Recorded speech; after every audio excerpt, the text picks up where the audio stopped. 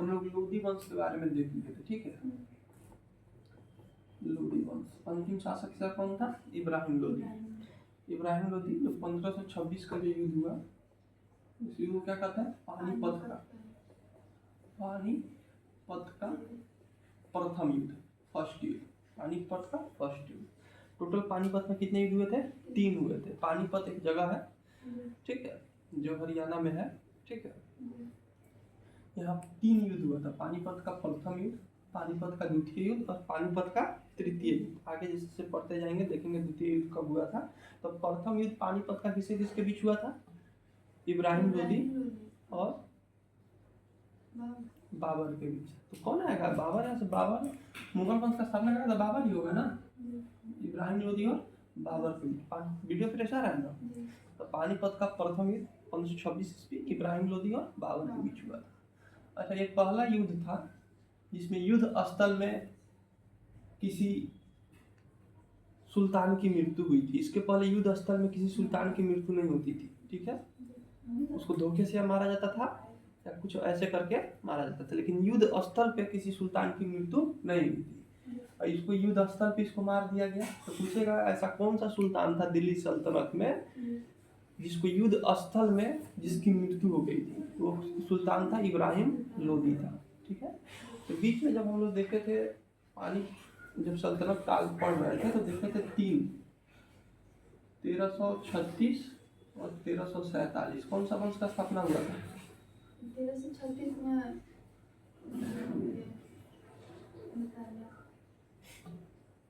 Video देखी है, लिखी है कॉपी में। विजयनगर साम्राज्य।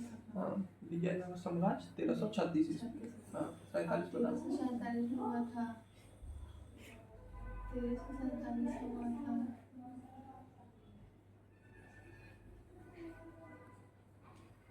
1347 में वीडियो देख के लिखिए कॉपी पे। कहाँ लिखी है कॉपी? दिखा, लिखिए कॉपी लिखिए।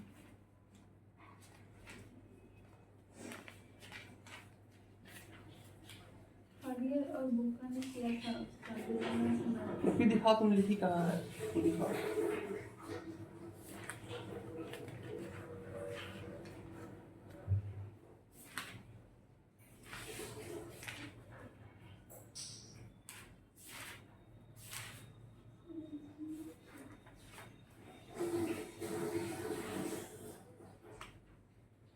नहीं लिखी है।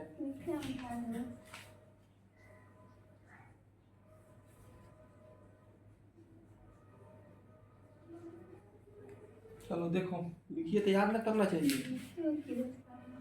1347 ईस्वी में बहमनी साम्राज्य का स्थापना हुआ था। बहमनी, देखना वीडियो प्रेशर, बहमनी साम्राज्य का हसन गंगू ने किया था।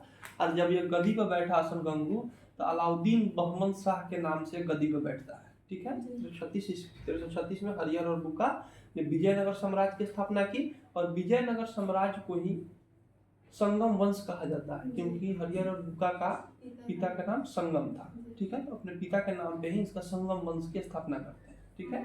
1347 में हसन गंगू बहमनी साम्राज्य की स्थापना करेगा। और जब गद्दी पर जब बैठेगा, सिंहासन पर जब बैठेगा, तो अलाउद्दीन बहमन शाह के नाम से सिंहासन पर बैठता है। तो थोड़ा सा हम लोग विजयनगर साम्राज्य के बारे में सबसे पहले देख लेते हैं, ठीक है। विजयनगर साम्राज्य से क्वेश्चन पूछता है, इसको देख लेते हैं। किसके समय हुआ था विजयनगर साम्राज्य की स्थापना? मोहम्मद बिन तुगलक। सल्तनत काल में सबसे पढ़ा लिखा सुल्तान कौन था? मोहम्मद बिन तुगलक था। करेंसी सिस्टम किसने लागू किया? तो विजयनगर साम्राज्य, विजयनगर किसके काल में हुआ था? MBT, मोहम्मद बिन तुगलक, MBT के काल में हुआ था। एक तुगलक वंश के शासक था, MBT के काल में हुआ था, ठीक है। संस्थापक हरियर और बुक्का थे इसके। हाँ, हरियर और बुक्का 2 भाई थे ये। और इनकी विजयनगर साम्राज्य को संगम वंश भी कहा जाता है, संगम वंश, ठीक है। संगम वंश, इनके पिता का नाम संगम था, उन्हीं पे एक वंश स्टार्ट हुआ जिसको संगम वंश कहा गया, ठीक है। हरियर और बुक्का, ठीक है। इसकी जो राजधानी थी, विजयनगर साम्राज्य की जो राजधानी थी क्या थी? हम्पी थी, हम्पी, हम्पी। हम्पी किस नदी के किनारे है? तुंगभद्रा नदी, तुंगभद्रा नदी, तुंगभद्रा नदी हम्पी साउथ पे पड़ता है, ठीक है। तो विजयनगर साम्राज्य की राजधानी क्या हो जाएगी? हम्पी हो जाएगी। हम्पी किस नदी के किनारे है? तुंगभद्रा नदी। हम्पी किस नदी के किनारे है? तुंगभद्रा नदी। अच्छा, इसका जो राजकीय भाषा था, पूछता है विजयनगर साम्राज्य का राजकीय भाषा। राजकीय भाषा, राज्य की भाषा क्या थी? तेलुगु थी, तेलुगु। विजयनगर साम्राज्य की राजकीय भाषा कौन सी थी? तेलुगु थी, ठीक है। विजयनगर साम्राज्य की राजकीय भाषा क्या थी? तेलुगु थी। वीडियो देखते रहना, फ्रेश आना चाहिए, ठीक है। विजयनगर साम्राज्य की राजकीय भाषा क्या थी? तेलुगु थी, ठीक है। एक विजय विठल मंदिर है जो बहुत बार एग्जाम में पूछा है, विजय विठल मंदिर, विजय विठल मंदिर, विठल मंदिर। क्या देख रही है कॉपी? पढ़ा रही था तो कॉपी देख रही है। विजय विठल मंदिर ये कहाँ है? ये हम्पी में है। जो इसकी राजधानी थी विजयनगर साम्राज्य की हम्पी, वहीं पे क्या है? विजय विठल मंदिर है। बीपीएससी में लगभग लाखों बार पूछ चुका है कि विजयनगर साम्राज्य का वित्तीय व्यवस्था किस पे आधारित है? वित्तीय मतलब पैसा कौड़ी वाला व्यवस्था, ठीक है। तो विजयनगर जो साम्राज्य का जो वित्तीय व्यवस्था थी वो राजस्व पे किस पे आधारित थी? राजस्व। राजस्व किसका? भू राजस्व, यानी भूमि के राजस्व का। तो विजयनगर साम्राज्य की जो वित्तीय व्यवस्था थी, वित्तीय व्यवस्था मतलब इसका साम्राज्य कैसे चलता था, इस साम्राज्य में पैसा कौड़ी कहाँ से आता था? तो ये आता था भू राजस्व से, भू राजस्व, भू राजस्व से, ठीक है। तो पूछ देगा विजयनगर साम्राज्य की वित्तीय व्यवस्था किस पे आधारित थी, यानी पैसा कौड़ी को कहाँ से आता था? भू राजस्व से आता था, ठीक है। इसमें एक शासक हुए कृष्णदेव राय, ठीक है। शासक क्या हुए? कृष्णदेव राय, देव राय। शासक क्या हुए? विजयनगर साम्राज्य के शासक कृष्णदेव राय हुए। इनके शासनकाल में कृष्णदेव राय के इनके शासनकाल में अष्टदिग्गज रहा करते थे। अष्टदिग्गज जैसे हम लोग अकबर के बारे में 9 रत्न पढ़े हैं, ठीक है। गुप्त साम्राज्य जब पढ़े थे उसमें भी 9 रत्न का जिक्र हमने देखा था, ठीक है। तो कृष्णदेव राय के में अष्टदिग्गज रहते थे। कौन रहते थे? अष्टदिग्गज। एक अष्ट प्रधान है, अष्टदिग्गज है। अष्ट प्रधान अलग है, इसको याद रखना। अष्टदिग्गज, अष्टदिग्गज, दिग्गज। वीडियो देखना, फ्रेश आना चाहिए। अष्टदिग्गज। तो पूछता है कृष्णदेव राय के दरबार, अष्टदिग्गज किसके दरबार में रहते थे? कृष्णदेव राय के दरबार में, ठीक है। कृष्णदेव राय के दरबार में कौन रहते थे? अष्टदिग्गज। यानी अष्ट मतलब 8 होता है, दिग्गज मतलब अपने अपने मतलब फील्ड के सबसे महान आदमी। जैसे कोई संगीत का महान हो जाएगा, कोई वित्तीय व्यवस्था का, पैसा कौड़ी का महान हो जाएगा, कोई अर्थशास्त्र का महान हो जाएगा। तो ऐसे ऐसे 8 लोगों का एक ग्रुप था। जैसे हम लोग जब पढ़ रहे थे इल्तुतमिश के बारे में तो देखे थे 40 दल वो बनाया था, जिसको तुर्काने चहलगानी कहा गया, जिसको बलबन ने खत्म किया। ये 40 तुर्कों का, पढ़ा लिखा तुर्कों का एक दल था, जिसके हिसाब से इल्तुतमिश अपना राजकाज देखता था। आज भी एक प्रधानमंत्री बनता है या राष्ट्रपति कोई बनता है, प्रधानमंत्री बनता है, तो उसके लिए मतलब जो उसका सब कुछ देख रेख होता है, ठीक है।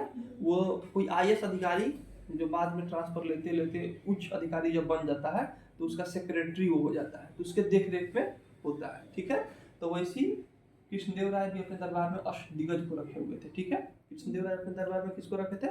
अष्टदिग्गज को रखे थे। अष्टदिग्गज कौन थे? एक तेलुगु साहित्य के कवि थे। कौन थे?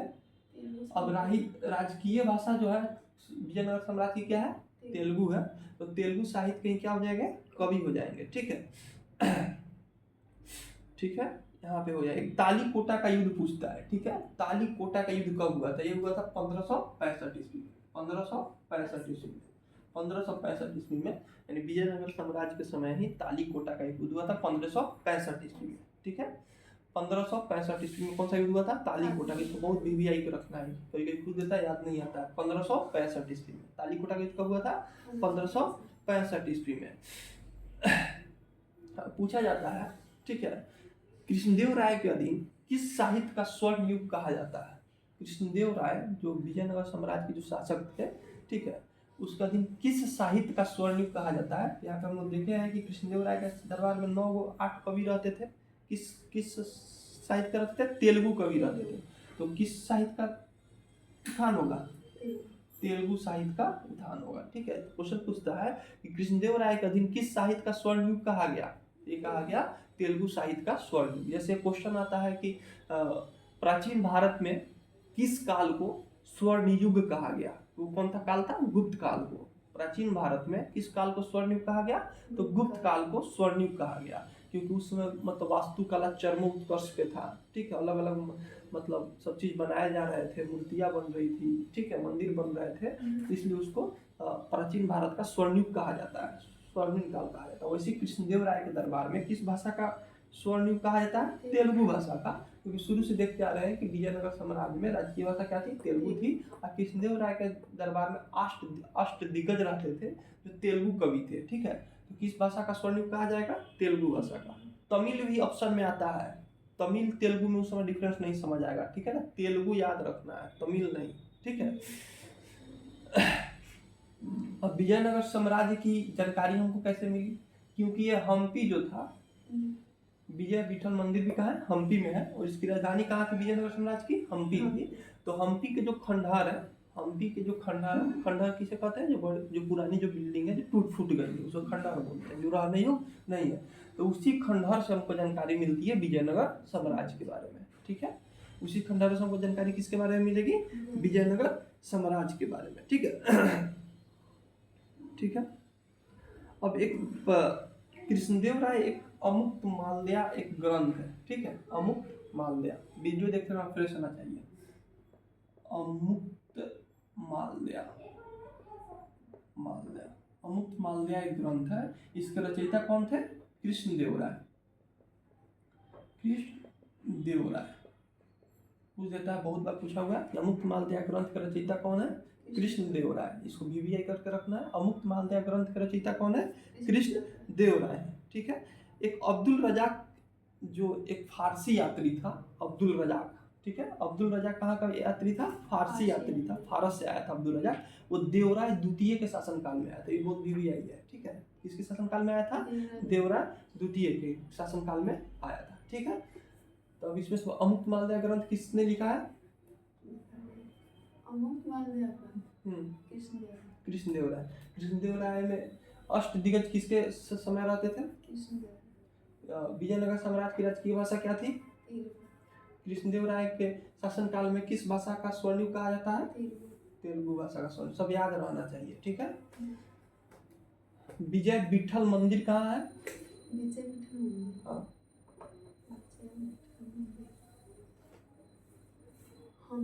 हम्पी में। हम्पी किस नदी के किनारे है? तुंगभद्रा नदी के किनारे। हम्पी किस नदी के किनारे है? तुंगभद्रा नदी के किनारे है। विजयनगर साम्राज्य की राजधानी कहाँ थी?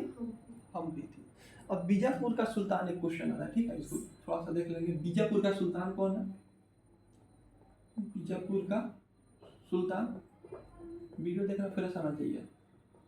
बीजापुर का सुल्तान और गोलकुंडा का सुल्तान, गोलकुंडा का सुल्तान। ठीक है, दो क्वेश्चन पूछता है। एक पूछता है विजयनगर का सुल्तान, ठीक है, बीजापुर का, विजयनगर का, बीजापुर का सुल्तान। दूसरा होता है गोलकुंडा का सुल्तान। बीजापुर का जो संस्थापक था यूसुफ आदिल शाह था। ठीक है, यूसुफ आदिल शाह। बीजापुर का सुल्तान कौन था? यूसुफ आदिल शाह था। गोलकुंडा कौन था? कुली कुतुब शाह। ठीक है, इसमें बहुत डिफरेंस हो जाता है। कुली कुतुब शाह। ठीक है, और पूछ दिया बीजापुर का सुल्तान यानी संस्थापक कौन हो जाएगा? यूसुफ आदिल शाह। बीजापुर का सुल्तान कौन हो जाएगा? यूसुफ आदिल शाह। और गोलकुंडा का संस्थापक कौन हो जाएगा? कुली कुतुब शाह। कुली कुतुब दोनों शाही हैं। ठीक है, तो यूसुफ आदिल शाह बीजापुर और गोलकुंडा का कुली कुतुब शाह। ठीक है, अब कुछ यात्री को देखते हैं जो विजयनगर साम्राज्य के समय कुछ यात्री आए थे भारत। ठीक है, 1337 ईस्वी में विजयनगर साम्राज्य की स्थापना होती है।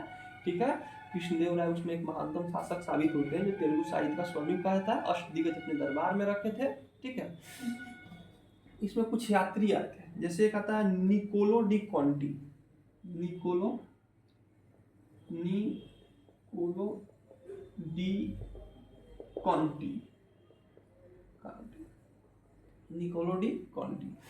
ठीक है, निकोलो डी कॉन्टी एक आता है अब्दुल रजाक, जो अभी बताए हैं, अब्दुल रजाक, वीडियो फ्रेश आ रहा है ना। जी। Niccolo de Conti, Abdul Razzaq, Barbosa, Barbosa, Nuniz, Nuniz. इसमें 2 क्वेश्चन पूछता है, आए तो बहुत, लेकिन यही 4 इंपॉर्टेंट है। Niccolo de Conti, Abdul Razzaq, Barbosa और नूनिज। इसमें 2 क्वेश्चन पूछेगा, कहाँ के निवासी थे और किसके दरबार में आए थे।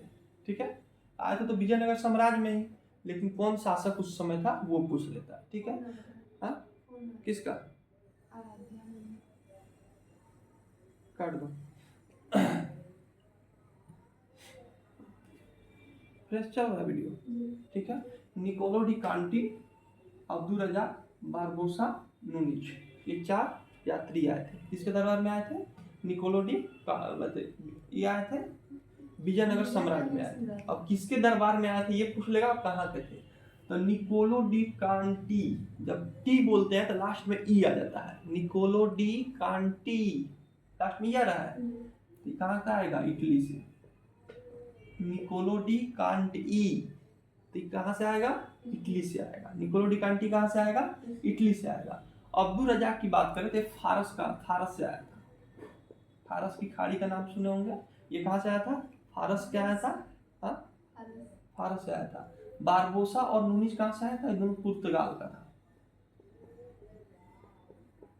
पुर्तगाल, ये भी कहाँ का था? पुर्तगाल। बारबोसा और नूनिज कहाँ से था? पुर्तगाल का था। तो निकोलो डी कांटी इटली का, अब्दुल रजाक कहाँ का हो जाएगा? अब्दुल रजाक हो जाएगा फारस का। अब बारबोसा और नूनिज ये दोनों कहाँ का हो जाएगा? पुर्तगाल का।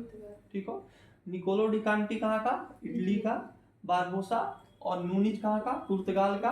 अब्दुल रजाक कहाँ का? फारस का हो जाएगा। ये अब्दुल जो रजाक है देवराय द्वितीय के शासनकाल में आया था। देवराय द्वितीय सेकंड, देवराय सेकंड के शासनकाल में आया था। ये आया था निकोलो डी कांटी देवराय प्रथम के शासनकाल में। देवराय फर्स्ट ये शासक है, देवराय फर्स्ट के शासनकाल में। बारबोसा जो था वो कृष्णदेवराय के शासनकाल में आया था।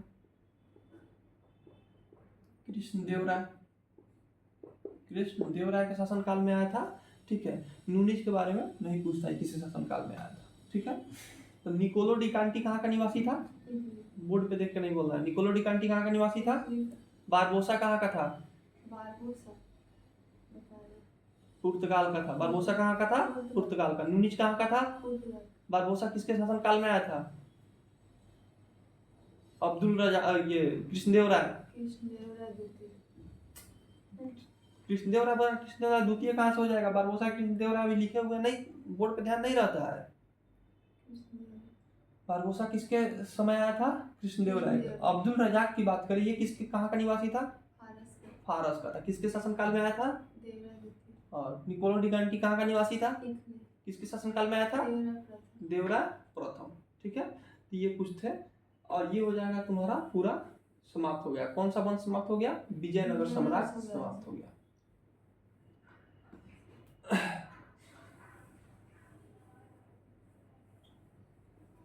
वीडियो फ्रेश आ रहा था ना?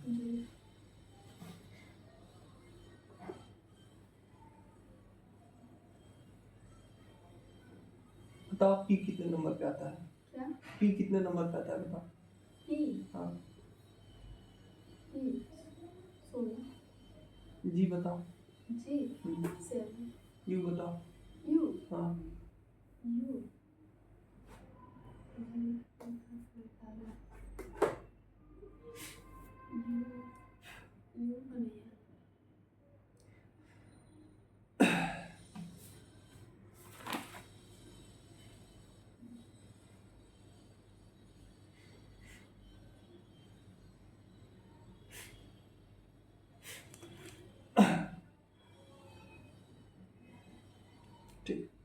क्वेश्चन जौनपुर के बारे में बता दिए थे। इसका स्थापना कौन किया था?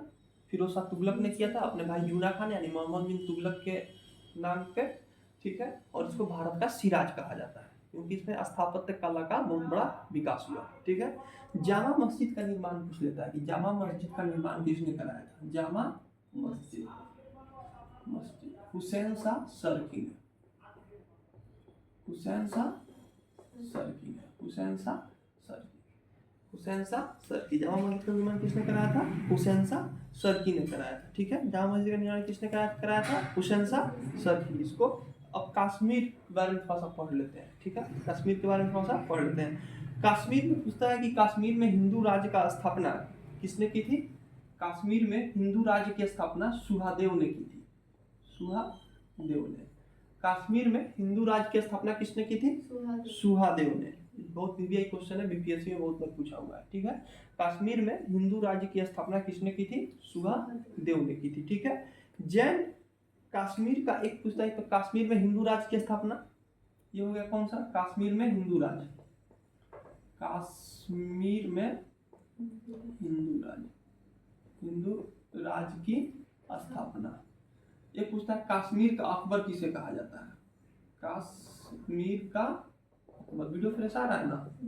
अकबर जैन उल आबदीन को, जैन उल आबदीन कश्मीर का अकबर किसे कहा जाएगा? जैन उल आबदीन को। कश्मीर में हिंदू राज्य की स्थापना किसने किया था? सुहादेव ने। कश्मीर में हिंदू राज्य की स्थापना किसने किया था?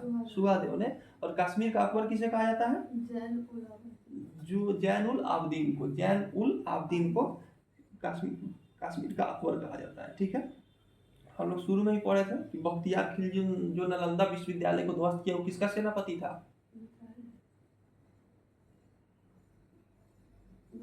बख्तियार खिलजी, हाँ, इसका था कुतुबुद्दीन ऐबक का था। तो बख्तियार खिलजी जब बिहार और बंगाल, पहले एक कहा जाता था, सबको बंगाली कहा जाता था। ठीक है, बिहार उस समय अलग नहीं था, बंगाल कहा जाता था। तो बख्तियार को क्वेश्चन पूछ देगा कि बंगाल को, ठीक है, बंगाल को दिल्ली सल्तनत में किसने मिलाया? तो हो जाएगा बख्तियार खिलजी, क्योंकि उसका विजय रथ स्टार्ट हुआ था, वो जीतते गया, और जो जिस राज्य को जीत लिया उसको दिल्ली सल्तनत में मिला दिया कि आपको टैक्स सब किसको देना है? दिल्ली सल्तनत को देना है। ठीक है, तो पूछ दिया कि बिहार और बंगाल को दिल्ली सल्तनत में किसने मिलाया था? बख्तियार खिलजी ने मिलाया था। ठीक है, एक होता है चित्तौड़ में विजय स्तंभ की स्थापना किसने की? चित्तौड़ में विजय स्तंभ, चित्तौड़ में विजय स्तंभ की स्थापना किसने की? राणा कुंभा ने। चित्तौड़ में विजय स्तंभ की स्थापना किसने की? राणा कुंभा ने की। चित्तौड़ में विजय स्तंभ की स्थापना किसने की थी? राणा कुंभा ने की थी। ठीक है, यहाँ पे याद रखना चाहिए। चलो बताओ, निकोलो डी कांटी किसके समय में भारत आया था?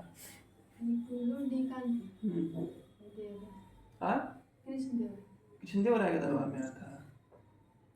कहाँ का निवासी था निकोलो डी कांटी? इटली का। किसके? नहीं, देवराय था। बारबोसा किसके समय आया था बताओ? बारबोसा कृष्णदेव। कश्मीर का अकबर किसे कहा जाता है? कश्मीर का अकबर जैन उल आबदीन को कश्मीर का अकबर किसे कहा जाएगा? जामा मस्जिद का निर्माण किसने किया था? हुसैन शाह सर्की। जामा मस्जिद का निर्माण किसने किया था? हुसैन शाह सर्की ने किया था। ठीक है, हुसैन शाह सर्की ने किया था। ठीक है,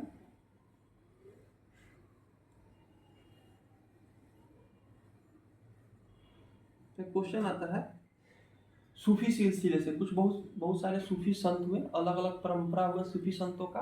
ठीक है, तो क्वेश्चन आता है कि चिश्ती सिलसिले का शुरुआत किसने किया था? ठीक है, सूफी संत इस बुक में दिया, इस बुक को अपना पढ़ लेना है। ठीक है, ऐसे ही बता दे रहे हैं। तो चिश्ती सिलसिले का शुरुआत ख्वाजा मुइनुद्दीन चिश्ती ने किया था। ठीक है, और इसका मुख्य केंद्र कहाँ था? अजमेर था। ठीक है, बुक से इसको पढ़ लेना है। ठीक है, कितना मिनट का वीडियो हो गया फिर बता? हाँ,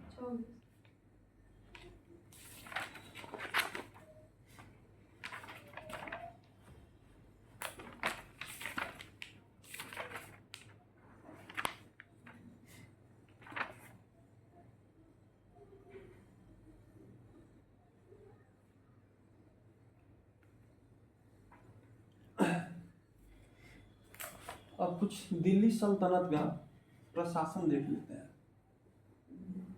यहाँ से क्वेश्चन पूछ सकता है, दिल्ली सल्तनत प्रशासन, प्रशासन व्यवस्था इसका कैसा था दिल्ली सल्तनत का। ठीक है, तो कुछ कर है, उसको जो टैक्स है उसको देख लेते हैं। ठीक है, जैसे एक टैक्स था उस्र, उस्र एक टैक्स था। एक था जकात, जकात। एक था जजिया, जजिया टैक्स सबसे पहले किसने लगाया था? जजिया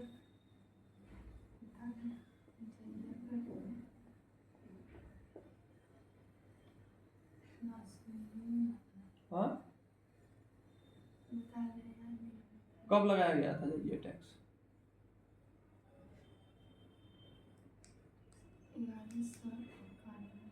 हाँ,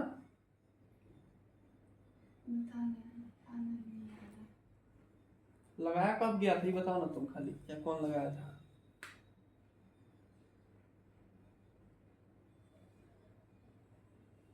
मतलब एक चीज को 10 दफा पढ़ाना पड़ेगा। 1192 में जजिया टैक्स लगा था, एक क्वेश्चन को 20 बार पढ़ाना पड़ेगा।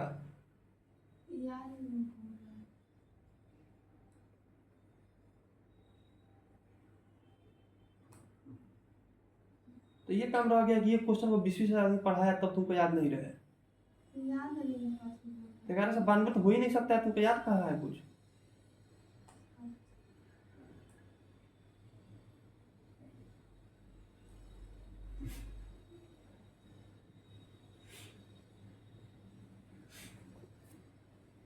चलो याद करो, बताओ।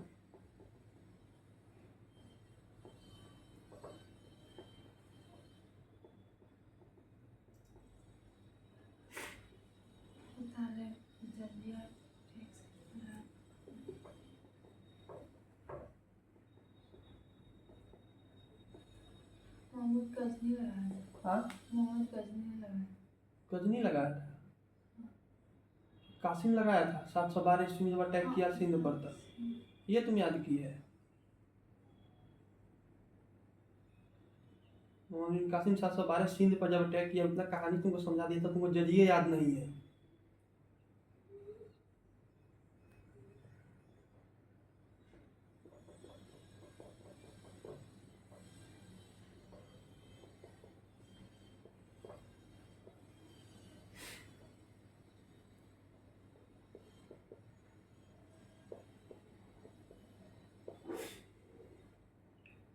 दिल्ली सल्तनत में 4 टैक्स लगाए गए थे। एक था उस्र और एक था जकात। ये दोनों मुस्लिम पर लगाए जाने वाले कर थे।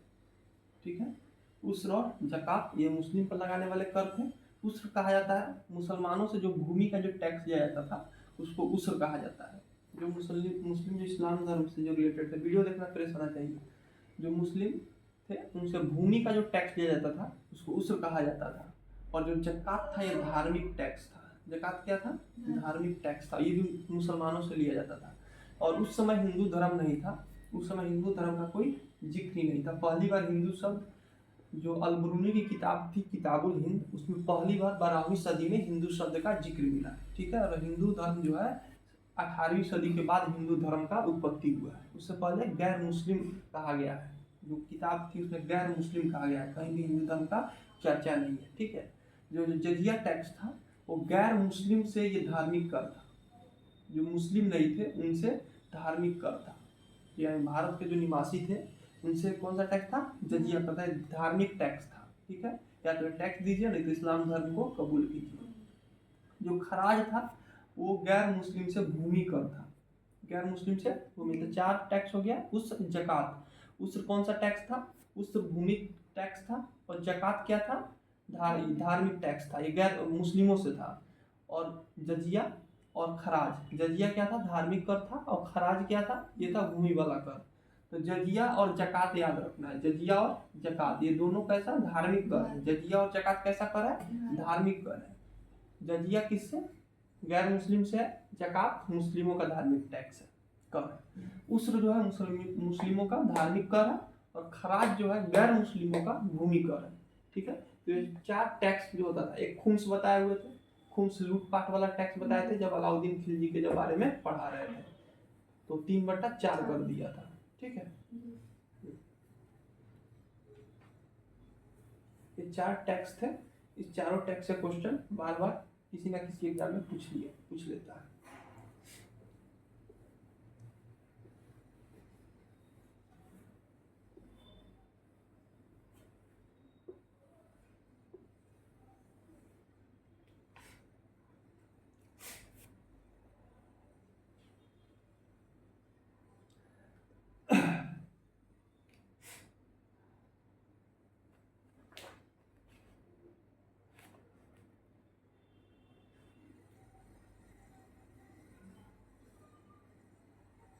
हके सर बता दिए सिंचाई का अर्थ है ये। ठीक है, हके सर सिंचाई का अर्थ था। दीवाने मुक्त राज बता दिए हैं। ठीक है,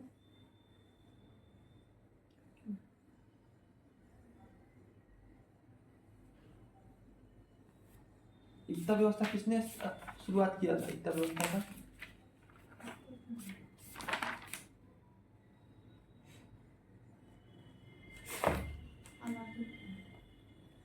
इतना व्यवस्था इल्तुतमिश अलाउद्दीन खिलजी। इतना व्यवस्था खत्म किया था अलाउद्दीन खिलजी, शुरुआत किया था इल्तुतमिश।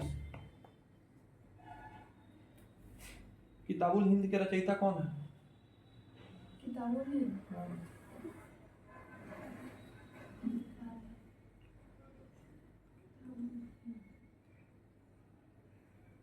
नहीं, शुरू में तो बताया था कि अल-बुरूनी उद्बी सब आया था गजनी के साथ।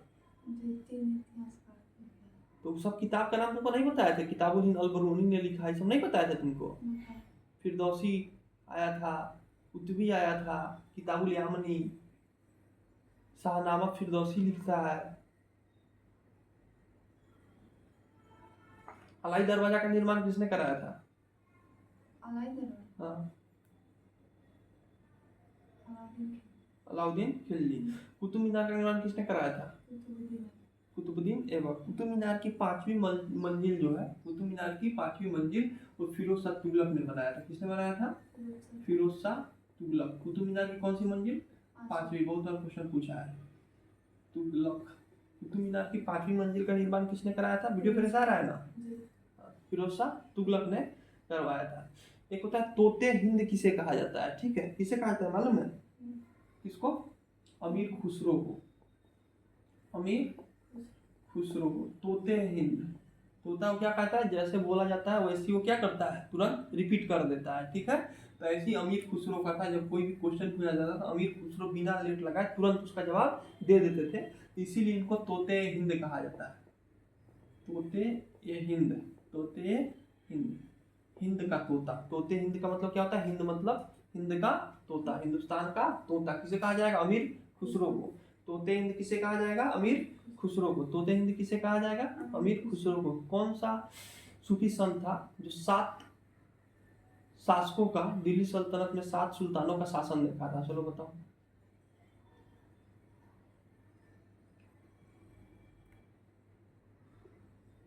बताए थे? कौन था? वो तो खुद जब राजा था तो 7 सुल्तानों का शासक कैसे देख लेगा?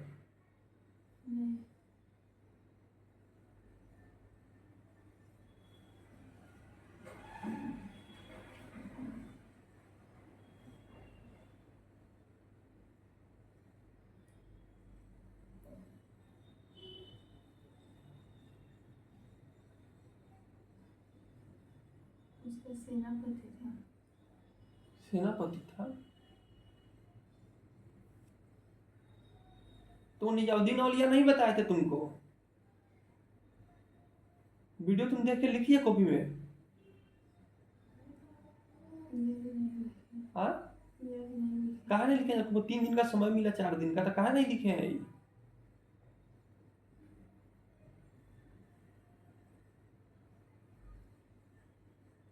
तो तुम बोले कि जितना कुछ बोल रहे हैं बोर्ड पर लिख रहे हैं तो सब लिख के उसको याद करना है, तो कहा नहीं लिखे हैं?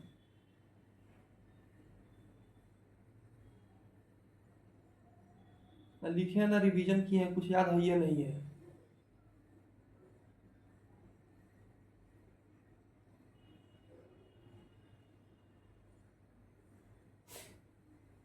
अमीर खुसरो को तोते हिंद कहा जाता था। क्या मतलब साफ मतलब आदमी 10 बार समझा दे रहा है तभी तुमसे ना लिखा जा रहा है ना याद हो रहा है।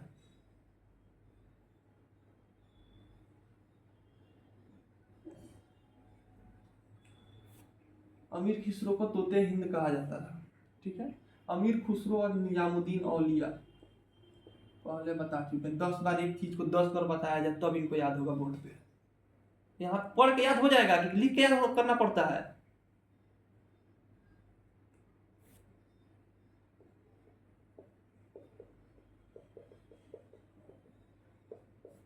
अमीर खुसरो और निजामुद्दीन औलिया ये तीनों 7 सुल्तानों का शासन देखे थे। ठीक है, तो समझाने से कोई फायदा नहीं है, मतलब इतना आदमी निमन से समझाता है कोई फायदा नहीं है। तुमको पहले बता दिया, पढ़ना होगा मन से पढ़ो, नहीं तो बोल दो वीडियो बनाना बंद कर देंगे, किताब देख के अपना याद कर लेना।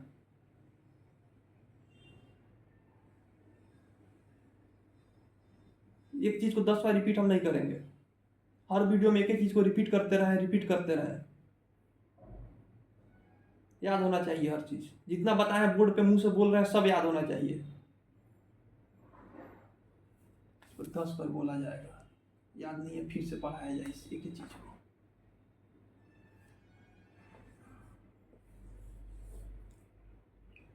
अमीर खुसरो और निजामुद्दीन औलिया ये 7 सुल्तानों का दिल्ली में शासन देखे थे। ठीक है, अमीर खुसरो तबला का आविष्कार पूछता है तो अमीर खुसरो ने ही किया था। तबला और खड़ी बोली का आविष्कार, खड़ी हिंदी बोली पूछता नहीं है लेकिन पूछ सकता है। तबला और खड़ी हिंदी बोली का आविष्कार अमीर खुसरो ने ही किया था। 7 सुल्तानों का शासन अमीर खुसरो और निजामुद्दीन औलिया ने किया था, और तबला और खड़ी बोली का आविष्कार भी अमीर खुसरो ने ही किया था। अब कुछ प्रमुख इमारत है उसको देख ले। कुतुब मीनार किसने बनवाया था? कुव्वतुल इस्लाम मस्जिद किसने बनवाया था? अढ़ाई दिन का झोपड़ा किसने बनवाया था?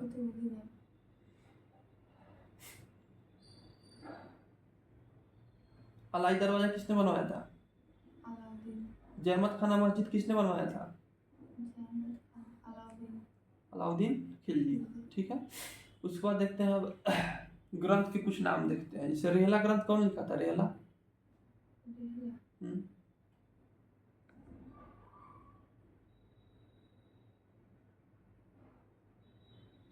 बताया है रेहला?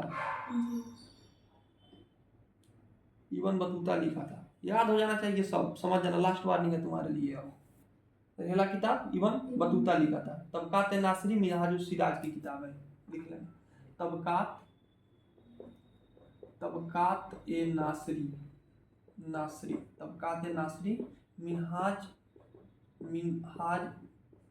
मिनहाज उस सिराज की बुक है। तबकात वीडियो फ्रेश आ रहा है? तबकात नासरी जो बुक है मिनहाजुल सिराज का है। ठीक है, तुगलकनामा नहीं पूछेगा, तारीख फिरोजशाही। ठीक है, और तारीख हिंद अलबरूनी का है, ये पहले लिखा चुके हैं।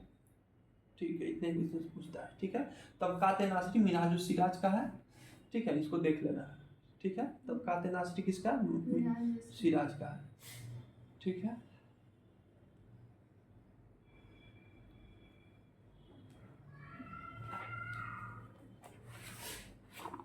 कितने मिनट का वीडियो हो गया?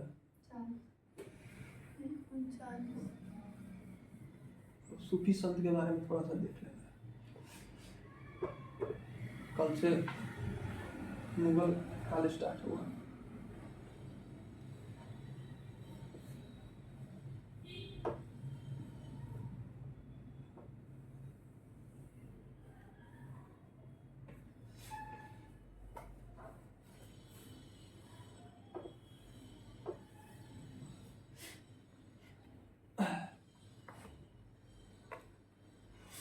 क्वेश्चन पूछता है, इस बुक में से देख के याद कर लेना, ऐसी बता रहा है, जो इम्पोर्टेंट है वो बता रहा है। भक्ति आंदोलन का प्रारंभ किसके द्वारा किया गया था?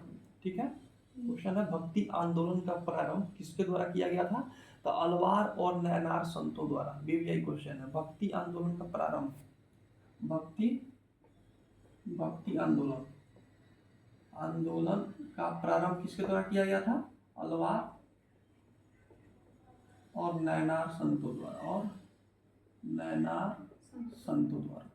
भक्ति आंदोलन का प्रारंभ किसके द्वारा?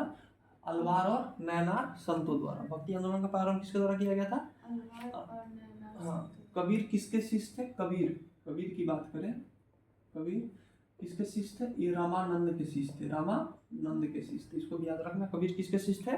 रामानंद के शिष्य थे। ठीक है। एक पूछता है रामानुज के अनुयायियों को क्या कहा था? ये वैष्णव धर्म से संबंधित थे। ठीक है, रामानुज के अनुयायी, उतना नहीं पूछता है। ठीक है। उसके बाद है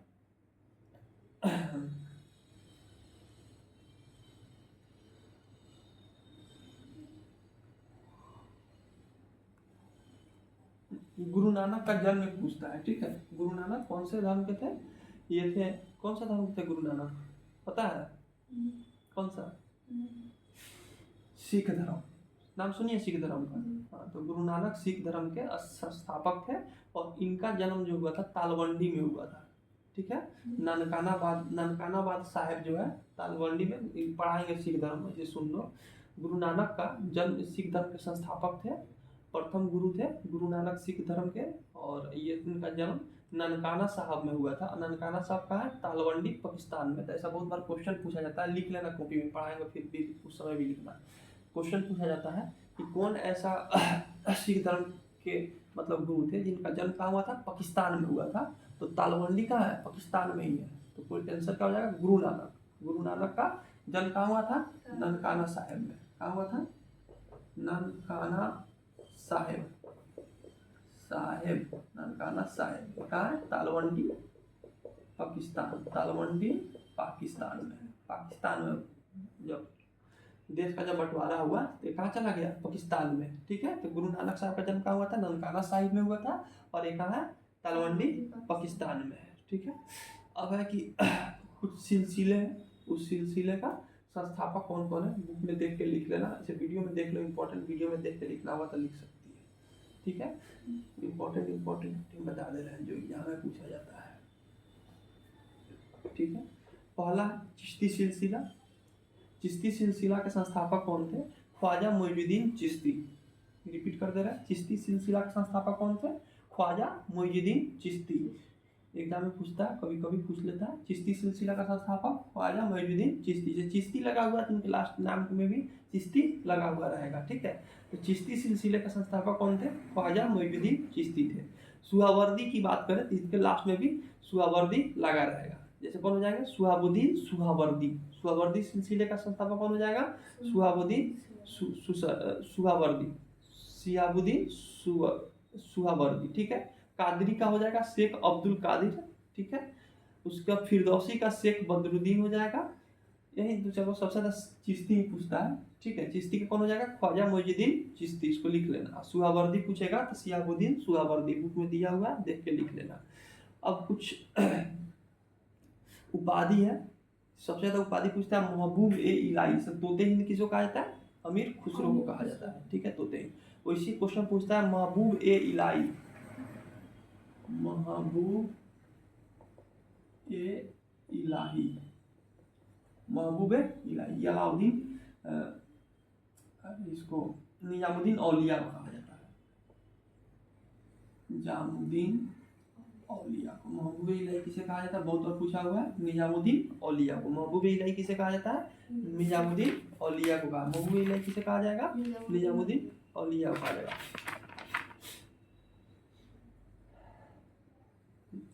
क्वेश्चन पूछता है तुलसीदास किस शासक के समकालीन थे? तो अकबर के समकालीन थे, क्योंकि जो रामचरित्र जो मानस जो बुक लिखा गया, रामचरित्र मानस किसके समकालीन, किसके शासनकाल में लिखा गया? वो लिखा गया अकबर के शासनकाल में। एक है वाल्मीकि रामायण और एक है रामचरित्र मानस। तो रामचरित्र मानस अकबर के शासनकाल में लिखा गया और लिखने वाले कौन थे? तुलसीदास थे। लिखने वाले कौन थे? तुलसीदास थे। तो पूछता है कि तुलसीदास किसके समकालीन थे? अकबर के समकालीन थे। इसको याद रखना है। रामचरित्र मानस और एक है वाल्मीकि रामायण। तो वाल्मीकि रामायण की बात नहीं हो रही है रामचरित्र मानस की बात। रामचरित्र मानस अकबर के समय में लिखा गया और इसको लिखने वाले कौन थे? तुलसीदास थे। ठीक है, तुलसीदास थे। ठीक है। जब अलाउद्दीन खिलजी जब बताए थे, ठीक है, निजामुद्दीन औलिया ने भेंट करने से किस सुल्तान को इनकार कर दिया? उससे सबसे क्रूर शासक कौन था? अलाउद्दीन खिलजी था। लेकिन जब अलाउद्दीन खिलजी निजामुद्दीन औलिया से भेंट करने गया तो निजामुद्दीन औलिया ने अलाउद्दीन खिलजी से भेंट करने से इनकार कर दिया। बहुत VVI क्वेश्चन है, ठीक है। निजामुद्दीन औलिया, निजामुद्दीन औलिया जिसको क्या कहता है, महबूबे इलाही कहा जाता है, ठीक है। और इन्होंने अमीर खुसरो और निजामुद्दीन औलिया ने दिल्ली सल्तनत में 7 सुल्तानों का शासन देखा था, ठीक है। अपने जीवित रहते समय 7 सुल्तान चेंज हो गए थे। 7 सुल्तानों का शासन देखने का मतलब क्या हुआ कि एक मर गया, उसके बाद उसका बेटा आया, फिर वो खत्म हो गया तो तीसरा बेटा आया, तीसरा बेटा खत्म हो गया तो किसी और राज्य का संस्थापना हो गया, वो राजा आया। तो ऐसे ऐसे 7 सुल्तानों का शासन देखा था। कौन? निजामुद्दीन औलिया और अमीर खुसरो ने। तो यही निजामुद्दीन औलिया जब मोहम्मद बिन तुगलक के समय जब हम लोग पढ़ रहे थे कि मोहम्मद बिन तुगलक के जो कौन थे, गयासुद्दीन जो तुगलक थे, गयासुद्दीन तुगलक वंश संस्थापक जब जाते हैं, जब तुगलक वंश पढ़ा रहे थे तो उसमें बताए थे, तो बोले थे कि हमारे आने से पहले तुम दिल्ली खाली कर दो। तो इस समय निजामुद्दीन औलिया बोलते हैं दिल्ली दूरस्थ, दिल्ली अभी दूर है, और उसी के बेटा मोहम्मद बिन तुगलक से लकड़ी का महल बनवा के और हाथी से खिंचवा के उसको मार देते हैं जब वो दिल्ली पहुंचता है, ठीक है। तो निजामुद्दीन औलिया 7 सुल्तानों का शासन देखा था। और यही निजामुद्दीन औलिया जब जाता है अलाउद्दीन खिलजी, कौन जाता है? अलाउद्दीन खिलजी मिलने जाता है, तो आगे वाले गेट से अलाउद्दीन खिलजी जाता है, निजामुद्दीन औलिया अपने घर के पीछे वाले गेट से बाहर निकल जाते हैं, मिलने से इनकार कर देते हैं, ठीक है। पूछता है कि निजामुद्दीन औलिया ने किससे मिलने से इनकार कर दिया था? अलाउद्दीन खिलजी से इनकार कर दिया था। एक पूछता है 12 मासा का रचयिता कौन है? 12 मासा, ठीक है। 12 मासा का रचयिता बहुत VVI क्वेश्चन है। 12 मासा का रचयिता है मलिक मोहम्मद जायसी। कौन है? मलिक मोहम्मद जायसी। बहुत VVI क्वेश्चन है, लिख लेना है कॉपी में। 12 मासा का रचयिता कौन है? मलिक मोहम्मद जायसी है। 12 मासा का रचयिता कौन है? मलिक मोहम्मद जायसी। पूछता है गुड फ्राइडे क्यों मनाया जाता है, ठीक है। तो गुड फ्राइडे क्यों मनाया जाता है? गुड फ्राइडे हम लोग ईसा मसीह से, यानी ईसा मसीह वाले धर्म से संबंधित है, ठीक है। गुड फ्राइडे, तो इसी दिन गुड फ्राइडे के दिन ही ईसा मसीह को सूली पर क्या किया गया था? चढ़ाया गया था, ठीक है। इसलिए हम लोग गुड फ्राइडे मनाते हैं। जितना भी ये संत फ्रांसिस क्रिश्चियन जो स्कूल है उसमें सब मनाया जाता है। तो किस धर्म से संबंधित है गुड फ्राइडे? क्रिश्चियन धर्म से संबंधित है गुड फ्राइडे। जितना भी इंग्लिश वर्ड है वो किससे संबंधित है? क्रिश्चियन से संबंधित है। गुड फ्राइडे हो गया किससे संबंधित है? क्रिश्चियन से। तो ईसा मसीह को इस दिन सूली पे लटकाया गया था, ठीक है। एक क्वेश्चन पूछता है निजामुद्दीन औलिया किसके शिष्य थे? ये बाबा फरीद के शिष्य थे। किसके शिष्य थे? बाबा फरीद। और VVI क्वेश्चन है भी। निजामुद्दीन औलिया किसके शिष्य थे? इसको मतलब आदमी नहीं पढ़ पाता है, लेकिन एग्जाम में जब पूछता है तो गलत हो जाता है, ठीक है।